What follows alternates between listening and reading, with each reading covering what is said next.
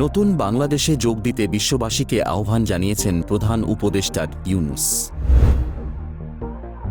নিপীড়নমূলক শাসন এবং বৈষম্যের বিরুদ্ধে ছাত্র ও তরুণদের নেতৃত্বে অভ্যুত্থানের পর নতুন বাংলাদেশের সঙ্গে যুক্ত হওয়ার জন্য আন্তর্জাতিক সম্প্রদায়ের প্রতি আহ্বান জানিয়েছেন প্রধান উপদেষ্টা মোহাম্মদ ইউনূস। বুধবার ১২ ফেব্রুয়ারি ইতালির রাজধানী রোমে আন্তর্জাতিক কৃষি উন্নয়ন তহবিলের গভর্নিং কাউন্সিলের ৪৮তম অধিবেশনের উদ্বোধনী অনুষ্ঠানে দেওয়া বক্তব্যে এ আহ্বান জানান তিনি। প্রধান উপদেষ্টার প্রেস উইং জানিয়েছে, আইএফএডি ৪৮তম অধিবেশনের উদ্বোধনী অনুষ্ঠানে প্রধান উপদেষ্টা মোহাম্মদ ইউনূসের একটি রেকর্ড করা ভিডিও সম্প্রচার করা হয়। বক্তব্যে প্রফেসর ইউনূস বৈশ্বিক দারিদ্র্য ও বৈষম্য কমাতে অবদানের জন্য আইএফএডিকে অভিনন্দন জানান।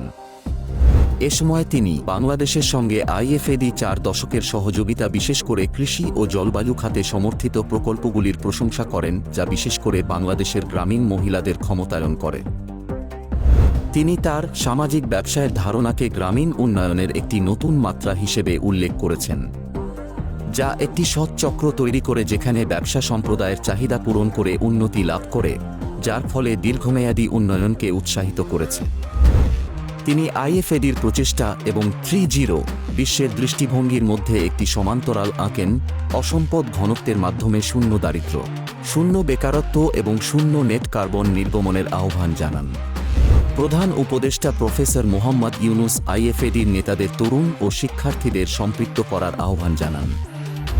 অর্থ উপদেষ্টা সালেহুদ্দিন আহমেদ আইএফএডির গভর্নিং বোর্ডের গভর্নর হিসেবে কাউন্সিল সভায় উপস্থিত ছিলেন এবং এই অনুষ্ঠানে বাংলাদেশের প্রতিনিধিত্ব করেন।